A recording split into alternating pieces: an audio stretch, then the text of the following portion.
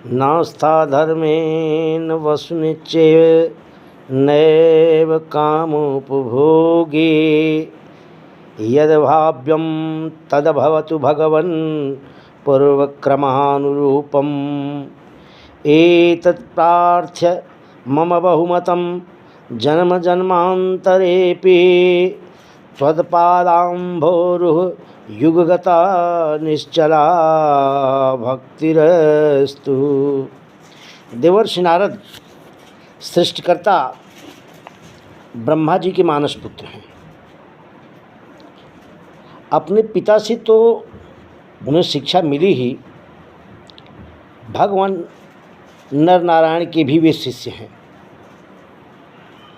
नरस्येदं नारम ज्ञानम, नर संबंधी ज्ञान अथवा नर नारायण से उपलब्ध ज्ञान को नार कहते हैं। नारम ददात इति नारदः, उस ज्ञान का जो दाता है उनका नाम है नारद। नारस्येदं नारम नर संबंध ज्ञानम तद्यत खंडयत इति नारदः। मनुष्य के हृदय में जो अज्ञान है उसे नार कहते हैं। उस अज्ञान को जो मिटा दे, उसका नाश कर दे, उसे नारद कहते हैं। नार है नर के। मनुष्य के हृदय में अंतर्यामी रूप से विराजमान परमात्मा अथवा नराकृत परम ब्रह्म, मुरली मनोहर पीताम्बरधारी, श्याम सुंदर, नंदनंदन, राधारमण, वृंदावन बिहारी भगवान श्री कृष्ण, उसका जो जन जन के हृदय में स्थापन करे वह नारद है। देवर्षि ने कलयुग के प्रारंभ में भक्ति देवी के सम्मुख प्रार्थना की थी कि कलिना सदृश कोऽपि युगे नास्ति वरानने तस्मिन् त्वां स्थापयिष्यामि गेहे गेहे जने जने।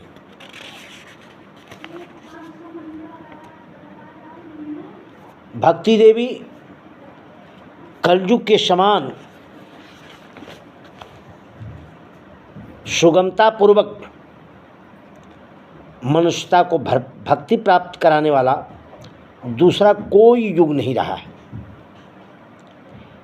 इस युग में मैं घर घर में प्रत्येक व्यक्ति में आपकी प्रतिष्ठा करूंगा, ऐसा नारद ने भक्ति देवी के सामने प्रतिज्ञा की।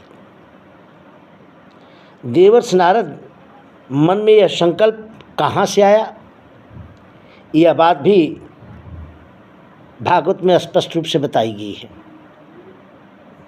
ब्रह्मा जी ने देवर्षि श्रीमद् भागवत का संक्षिप्त उपदेश करने के बाद उन्हें आदेशित किया कि इदम भागवतम नाम यन्मे भगवतो वितम संग्रहो अयम विभूति नाम त्वम एतत् विपुली कुरु यथा हरो भगवती नृणाम भक्तिर भविष्यति सर्वात्म अन्य अखिलाधरे इति संकल्प वर्णय। यह भागवत नामक पुराण है जिसका मुझ भगवान नारायण ने उपदेश किया था। भगवान की विभूतियों का इसमें मैंने संक्षिप्त वर्णन किया है। ब्रह्मा जी ने कहा अब तुम इसका विस्तार करो, किंतु विस्तार करते समय ध्यान रखना कि जैसे अखिल जगदाधार सर्वात्मा भगवान श्री हरि में मनुष्यों की भक्ति हो, वैसे संकल्प से इसका वर्णन करना।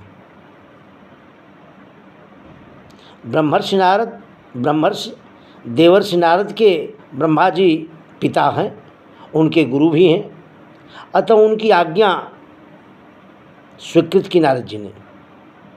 स्वयं नारद जी स्वभाव से जीवों को भगवत भक्ति में लगाने वाले हैं। उनके लिए कहा गया है कि नारद्याद अवदर्शनात्, अर्थात जिसे नारद जी मिल जाते हैं उसे भगवान का दर्शन कराते हैं। भक्ति के आचार्यों में उनका प्रमुख स्थान है। श्रीमद् भागवत में भक्ति के 12 आचार्य, 12 आचार्य गिनाए गए हैं। स्वयंभु, नारदः शंभुः, कुमारः कपिलो मनुः, प्रहलादो जनको भीष्मो, वलिर्व्यास किवर वयम। भगवान ब्रह्मा, देवर्षि नारद, भगवान शंकर, शनकादि कुमार, भगवान कपिल, मनु, प्रहलाद, जनक, भीष्म, बलि, सुखदेव और यमराज, इन 12 भागवत धर्म के आचार्यों में भी नारद जी का नाम द्वितीय स्थान पर ही आया है। वेदों में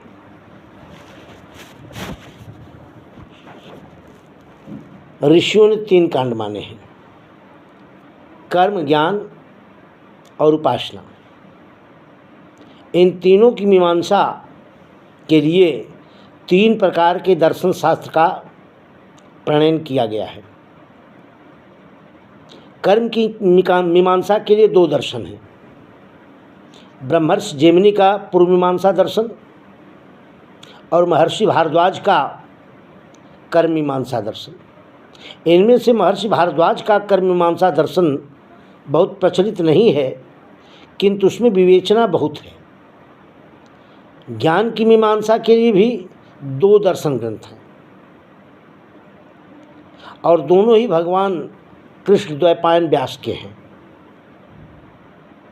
उत्तर मीमांसा दर्शन, जिसको ब्रह्मसूत्र बोलते हैं, और दूसरा है सिद्धांत दर्शन। इनमें सिद्धांत दर्शन बहुत कम प्रचलित है। उपासना मीमांसा के लिए भी 3 दर्शन उपलब्ध हैं: आंगिरस का मध्य मीमांसा दर्शन, जैसे दैवी मीमांसा दर्शन कहते हैं, दूसरा है सांडल्य भक्ति दर्शन और तीसरा है नारदीय भक्ति दर्शन। महर्षि अंगिरा का जो देवी मीमांसा है, मध्य मीमांसा है दर्शन, वह बहुत युक्त है। उसमें युक्तियों से, विज्ञान से भक्ति को मनुष्य का मुख्य कर्तव्य बतलाया गया है। शांडिल्य भक्ति दर्शन कठिन है। प्रस्थानत्रयी का मुख्य तात्पर्य भक्ति का प्रतिपादन है, ये उसमें सिद्ध किया गया है। नारदीय भक्ति दर्शन न तो दैवी मीमांसा दर्शन की भांति युक्ति प्रधान है, न शांडिल्य भक्ति दर्शन के समान कठिन है। यह बहुत ही सरल है, ललित है। इसकी पद्धति बड़ी विलक्षण है नारद भक्ति दर्शन की। इसलिए इस भक्ति दर्शन से में कुल 84 सूत्र हैं।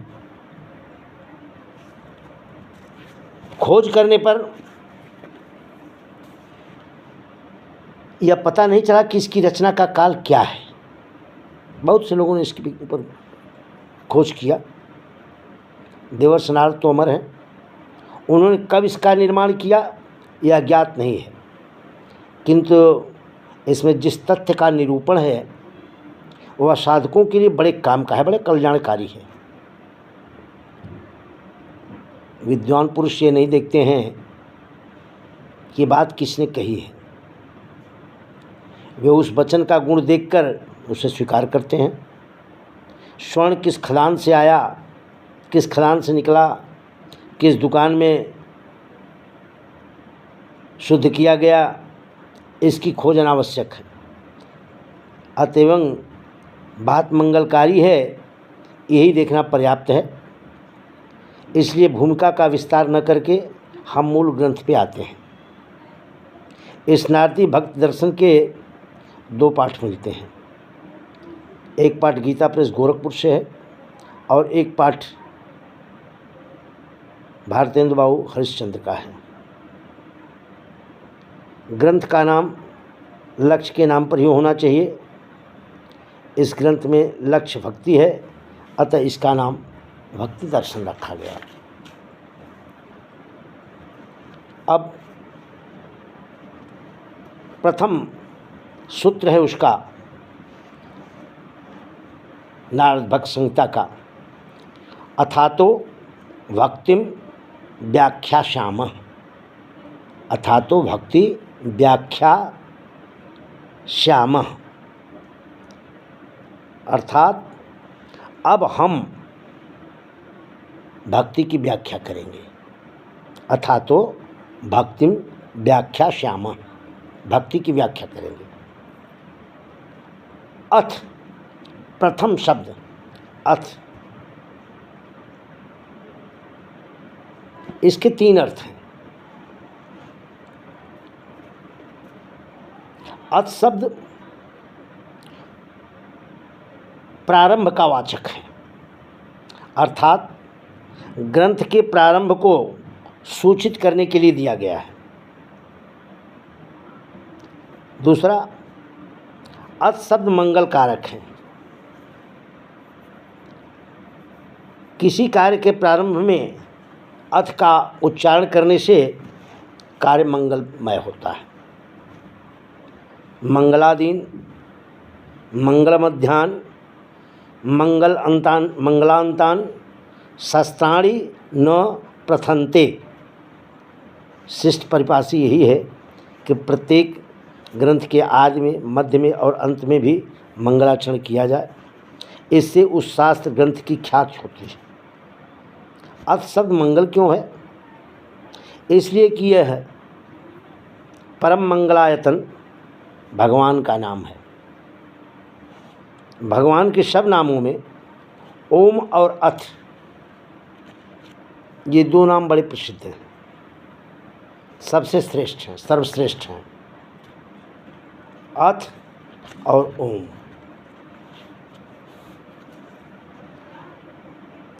ओंकाराश्च अथा शब्दश्च द्वावेत ब्रह्मण पुरा कंठम भित्वा विनिर्यातो तेन मंगलिका वुभव।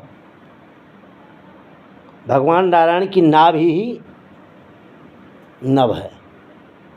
नारायण की जो नाभि है वह क्या है? यह पूरा नभ। इस नाभ रूप में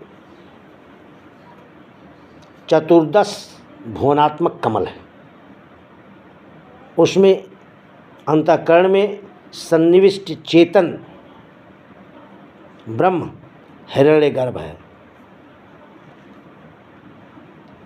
सृष्टि के प्रारंभ में उन ब्रह्मा जी के कंठ से ओम तथा अथ, ये दो शब्द ही निकले जब ब्रह्मा की कमलनाल से उत्पत्ति हुई। तो इसलिए ब्रह्मा की संतति के लिए ये दोनों शब्द मंगलवाची हैं।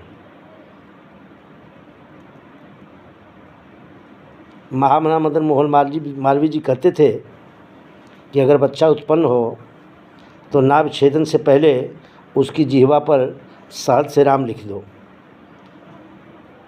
जात कर्म संस्कार में शिशु की जिह्वा पर ओम लिखने की विधि है।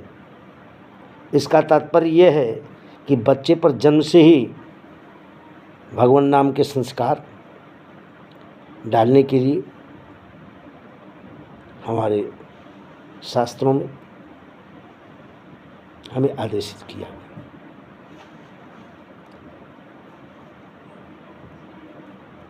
सृष्टिकर्ता ब्रह्मा के जीवन का प्रथम संस्कार है ओम तथा अथ का उच्चारण।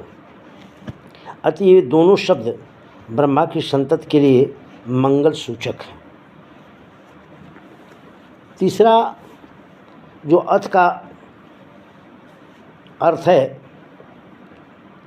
वो आंतर्य होता है। देखना है कि यहाँ अथ का आंतर्य अर्थ क्या होगा। यदि कहो कि सम दम उपरथ आदि से संपन्न होने पर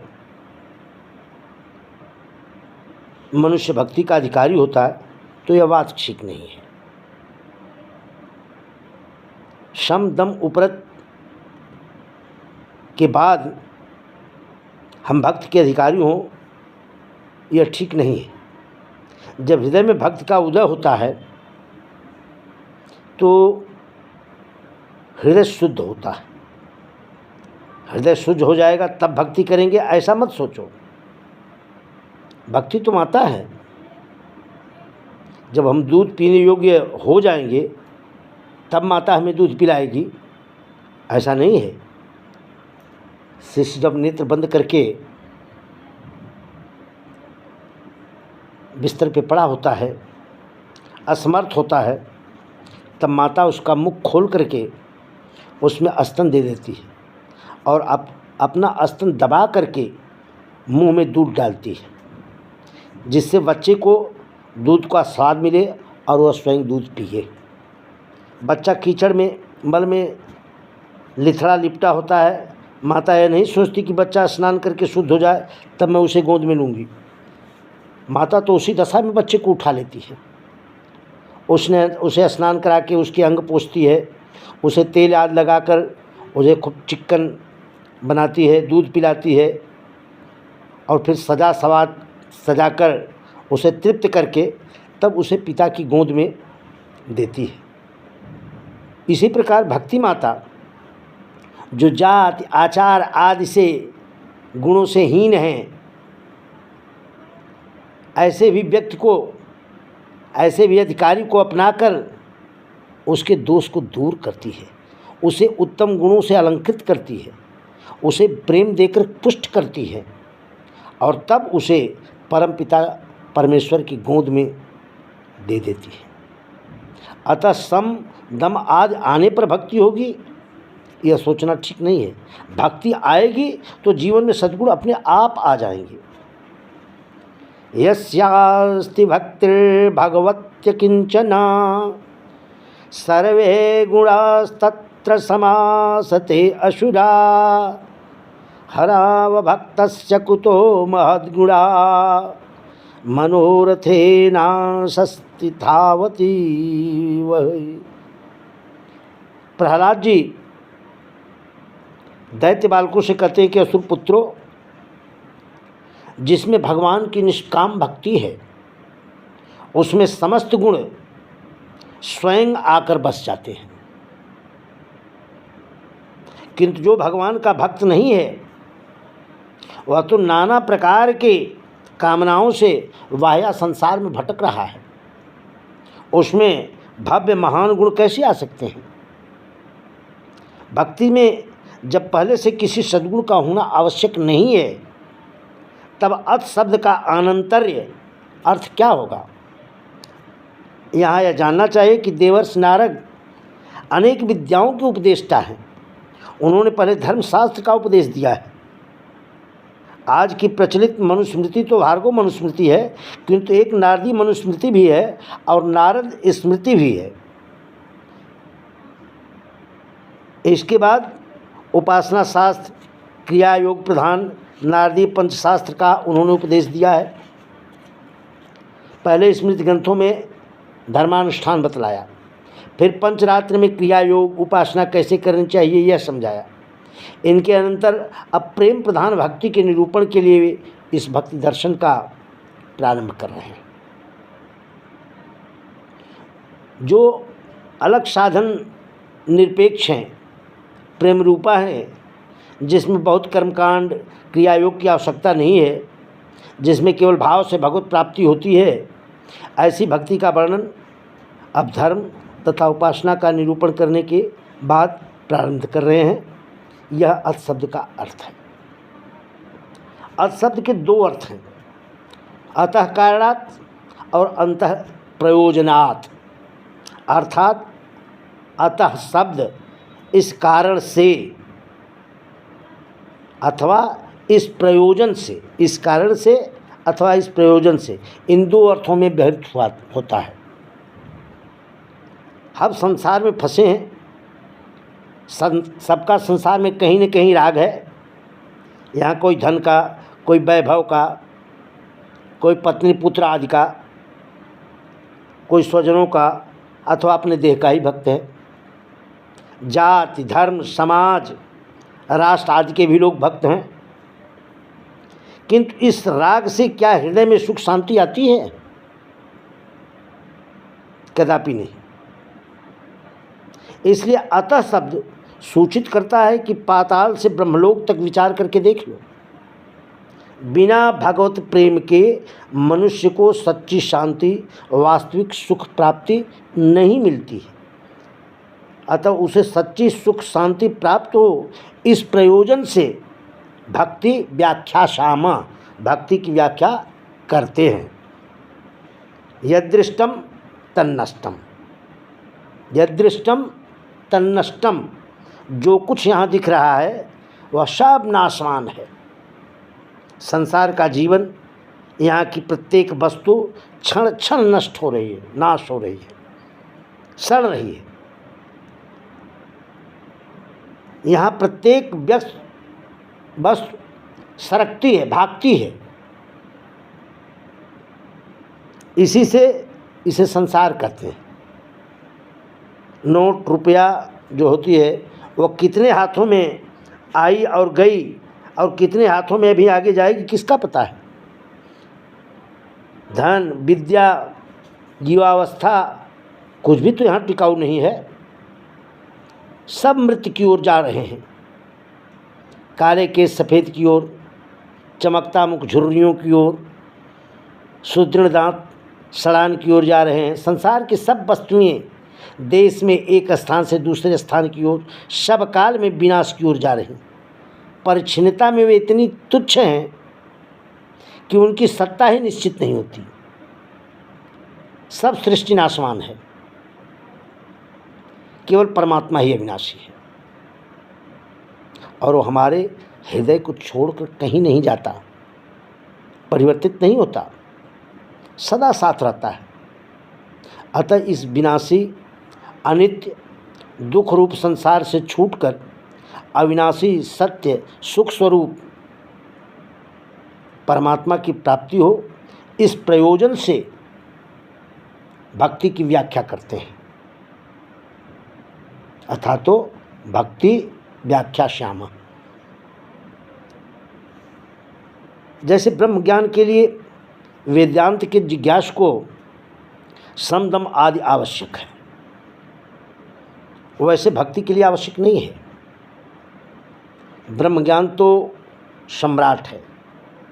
स्वच्छ हृदय हो, विवेक वैराग का सिंहासन सजा हो, तब आकर उस पर आसीन होगा ज्ञान।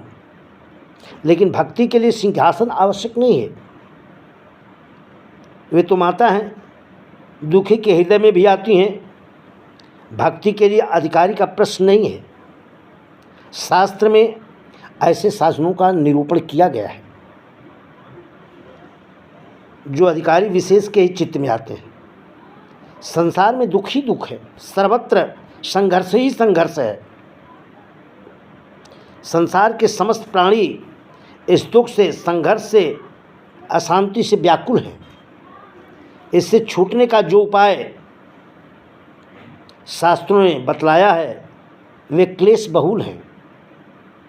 धर्मानुष्ठान में नियम, संयम, सामग्री आदि के एकत्र करने और कर्म का क्लेश है। योग में आसन, प्राणायाम, सम आदि का क्लेश है। ज्ञान में सम आदि क्लेश है। और घटाकाश महाकाश के विवेक का महाक्लेश है। इन सब क्लेशों को सहना न पड़े, अतः हम ऐसे साधन का विचार करते हैं जिसमें न अधिकारी का विचार है न कोई क्लेश हो। देवर्ष नारद के पिता तथा उनके गुरु ब्रह्मा जी ने उन्हें आदेश दिया है, यथा हरो भगवती नृणाम भक्तिर भविष्यति। ऐसा संकल्प करके भागवत में जिसका विस्तार किया गया है और जिसका विस्तार करने का उन्हें आदेश दिया गया है, तब उन्होंने भगवती देव के सामने यह प्रतिज्ञा की है कि अन्य धर्मास्ति कृतस्य पुरस्कृत्य महोत्सवान् तदा नाहं हरेर्दासो लोके त्वाम न प्रवर्तये। श्रीमद् भागवत महागीता दूसरे अध्याय का 14वां। दूसरे सर्व धर्मों की उपेक्षा करके यदि मैं लोक में महोत्सवपूर्व आपका भक्ति प्रवर्तन न कर दूं तो मैं भगवान श्री हरि का सेवक नहीं। तदा नाहं हरिदासो लोके त्वाम न प्रवर्तये। अगर मैं लोगों के हृदय में इस भक्ति को प्रवर्तित न कर दूं तो मैं भगवान श्री हरि का सेवक नहीं। ऐसी प्रतिज्ञा नारद जी ने किया है। पिता की आज्ञा है, अपनी प्रतिज्ञा है। और क्लेश बहुल जीवों के लिए एकमात्र क्लेश रहित ही साधन है जिसमें सबका अधिकार है। अतः इस कारण से भक्ति की व्याख्या करेंगे। इस कारण से, इस प्रयोजन से, इस कारण से भक्ति प्राप्ति के लिए भक्ति की महिमा अपार है। श्रुति कहती है भक्ति रे वैनम नयत। जीव कैसे पहुँचे परमात्मा के समीप? भक्ति से भक्ति के विमान में बैठकर जीव तथा ईश्वर के मध्य की दूरी भक्ति ही मिटाती है। जीव इस स्थूल देह में अभिमान करके बैठा है, वह ईश्वर के समीप जाना ही नहीं चाहता। भगवान नरसिंह ने प्रहलाद से कहा, नयतानम विहाय कृपणान विमुमुक्षु एकः। प्रभो, इन सब दुखी लोगों को छोड़कर मैं अकेला नहीं मुक्त हो सकता। मैं अकेले आपके धाम नहीं चल सकता। सबको अपने धाम में आप ले चलिए तो मैं भी आपके धाम में चलूँगा। भगवान नरसिंह बोले, वत्स, कोई चलना चाहे तब तो मैं ले चलूँ कि बलपूर्वक उनको लेकर के चलूँ, ज़बरदस्ती लेकर के चलूँ? बलपूर्वक ले जाने से तो अजीव दुखी होगा। तुम पूछो, जिनको चलना हो तुम्हारे साथ, चलो मैं लेकर के चलता हूँ। प्रहलाद बहुत प्रसन्न हुए। वे एक एक से पूछने लगे कि आप भगवान के धाम चलेंगे? भगवान अभी ले जाने को प्रस्तुत हैं। अभी? अरे नहीं भाई, सबका एक ही उत्तर आया। भगवान के धाम जा सकें ये तो बड़े सौभाग्य की बात है, लेकिन अभी नहीं। अभी तो बहुत कार्य शेष है। किसी को पुत्र या पुत्री का विवाह करना था, किसी ने नया नया विवाह किया था, किसी का प्रारंभ किया कार्य अभी पूरा नहीं हुआ था। इस प्रकार कारण तो बहुत थे, किंतु सभी को अभी संसार में कुछ काल रहना अत्यंत आवश्यक जान पड़ता था। कोई तत्काल भगवत धाम जाने को प्रस्तुत नहीं था। दैत्य दानव मानव में जब कोई भगवत धाम जाने को उद्यत नहीं हुआ, नहीं मिला, तो प्रहलाद जी ने पशुओं से पूछना प्रारंभ किया। दूसरे पशुओं की तो बात ही छोड़ दीजिए।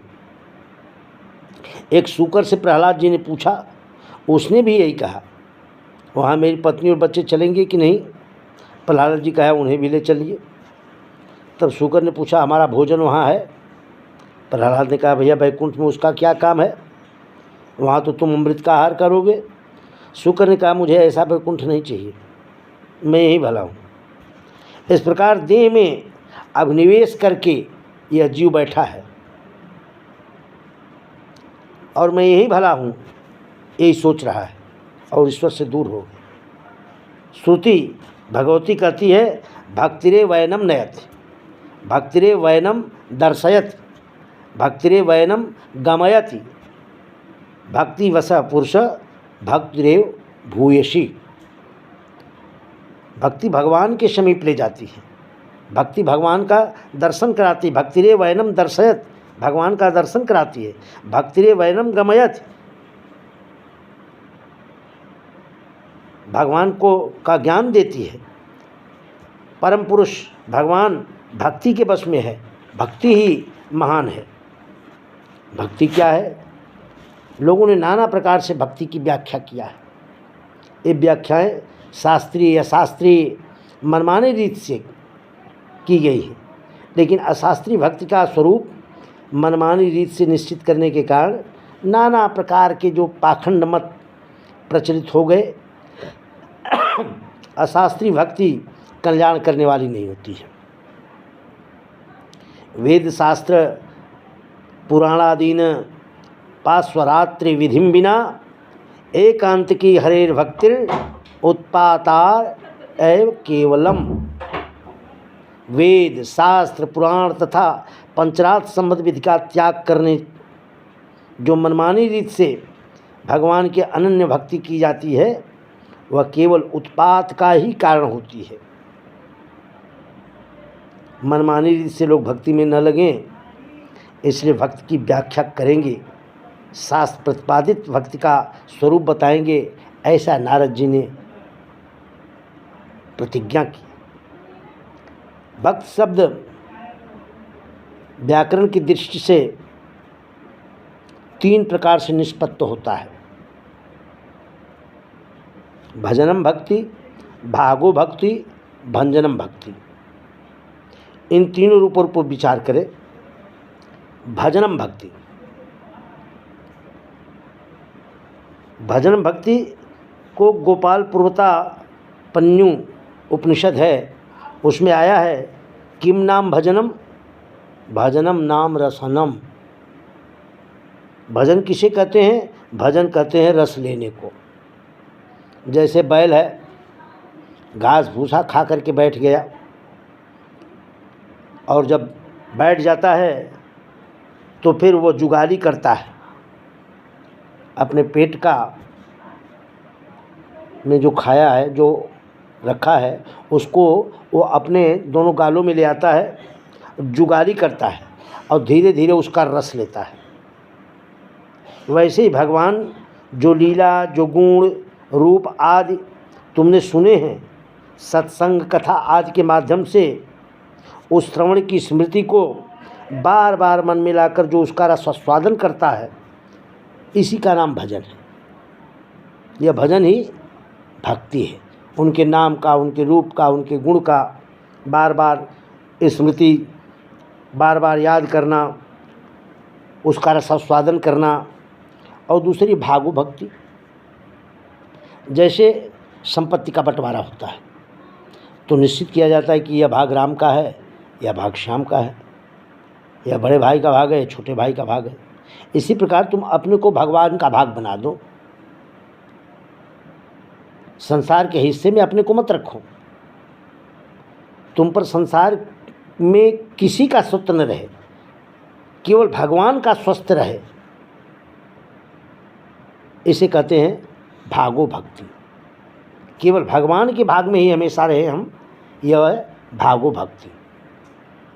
और तीसरी भंजनम भक्ति। भज्जो आमर्दने रस राग द्वेष, संसार के माया मोह अविद्या को रौंद देना, अपने चित्त से नष्ट कर देना, यह भक्ति है। देवानां गुणलिंगानां अनुश्रविकं कर्मणां सत्व एवैक मनसो वृत्ति स्वाभाविकी तुया अनिमित्ता भगवतीं भक्ति सिद्धेर गरीयसी जरत्यासुया कोशम निगीढ़ो मनलो यथा। नेत्र, कर्म, नासिका आदि का जो देवता है वे अपने गुणों से पहचाने जाते हैं। जैसे नेत्र के देवता सूर्य हैं, रूप में नेत्र को प्रवृत्त करते हैं। इन सब के द्वारा वैसा ही व्यवहार करो जैसा शास्त्र में प्रतिपादित है और गुरु से सुना है। इससे जीवन में सात्विकता तथा मन में एकाग्रता आएगी। मन की एकाग्र सात्विक वृत्ति बिना कारण स्वाभाविक रूप से जब भगवान में लगेगी तब वही भक्ति कहलाएगी। यही भक्ति महान है। जीव का यह को वैसे ही नष्ट करती है जैसे भोजन को जठराग्नि। भगवान पुरुषोत्तम में जो निष्काम अखंड निर्गुण भक्ति है उसका यह लक्षण कहा गया है।